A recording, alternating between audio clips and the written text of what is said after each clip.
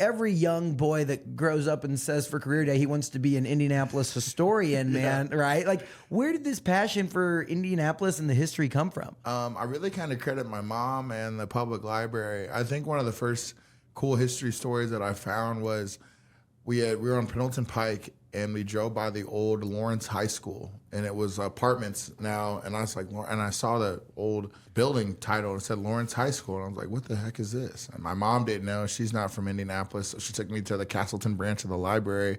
She's like, ask the librarians.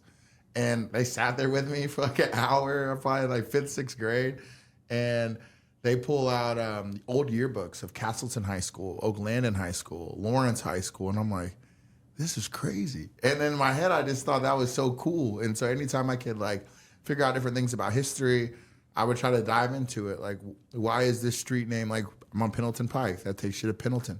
You know, things start to make sense the more you look into them. And I just kind of wanted to make things make sense. Yeah, and like not just accepting that it is what it is because it is. Yeah. I mean, like, why though? Because like someone however long ago had to be like from Pendleton to Indianapolis and be like, we're paving this road and we're going to name it Pendleton Pike or whatever it was, right? No, exactly. It's all that stuff. Like, I was a kid that asked why a lot. Did adults ever get annoyed with you? Yeah, probably. I think my dad definitely did. As we were like riding around, me asking like, why is McDonald's yellow and red? Like, he's like, I don't know.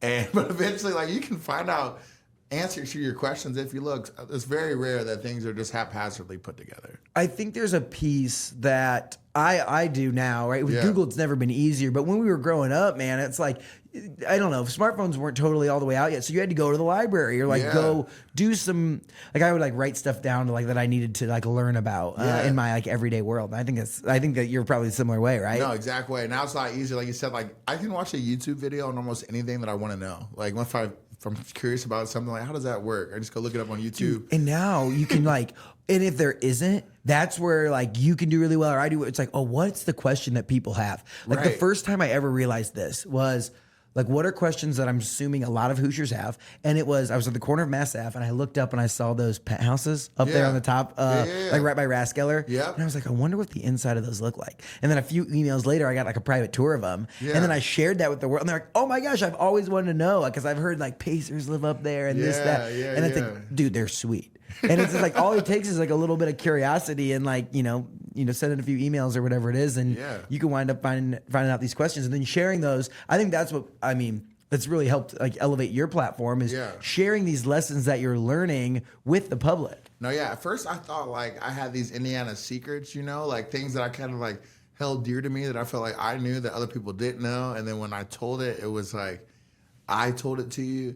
Then I realized like, over time, this is all of our information. And the moment I figured it out in a way that's truthful and engaging, I need to tell as many people as I can. Yeah. And then they will always keep coming back to want to know more stuff. And so for a while, there was like that, you know, that I figured out some Indiana secrets. Yeah. What was the first secret where you were like, it's crazy that more people don't know this about Indiana? Example, like there's like even what Indiana means or Indianapolis means, as far as being like land or place of Indians or Native Americans, and then polis being a Greek, suffix for city. It's like we're in the city of the land of the Indians, and we don't see them too overly represented while we're here in Indiana, but that's what we're named after. And there's so many different elements, even from like the mile square with north, south, east, and west street, and so much in between there that you could elaborate on. But just people not even realizing that, you know, this was only planned to be a mile square city. You know, Ralston, who planned our city, kind of screwed us after that. He said, hey, I'll do the first mile square for you, and then after that, you're on your own.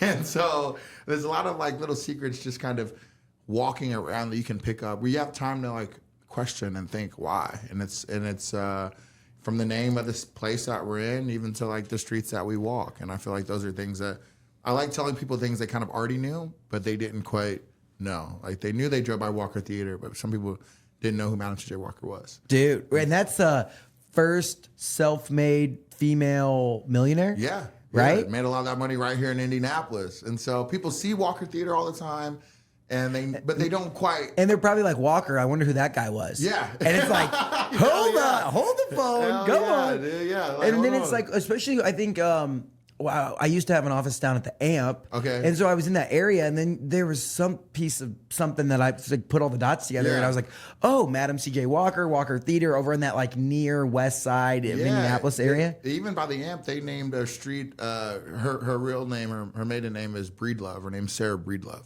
And there's a Breedlove Lane that's right there in 16 Tech and the AMP, and that's named after Madam C.J. Walker. So there's a lot of stuff that I feel like we don't quite know. And a lot of times we're in our day-to-day lives. You know, I tell people all the time, like, how do you know all this stuff? I'm like, well, during the day, I go look it up while you go to work and do everything you do to help Indiana running. I get to go do these little fun side projects. Yeah, exactly. And it's like, and then you share that. And that's like it's like people spend their time learning sports stats or about accounting principles or tax code or whatever it is. And it's just like when you're in the space of content and historian and all that stuff, it's like, this is what we go learn about. And I think that's super, super cool, man. Yeah, it's great. And it's, it's really exciting. And so you got the start, you had the blog, and you were just talking about, which I think there's a fun name, Through Two Eyes, and your football number was 2. Yeah, that's it. Right? So it was kind of like, it was just like my perspective. When I graduated college, I just felt like the world was in need of a fresh perspective. And not to say it was mine, but I just wanted to tell people what I thought about what was going on. So I figured I'd give it to them like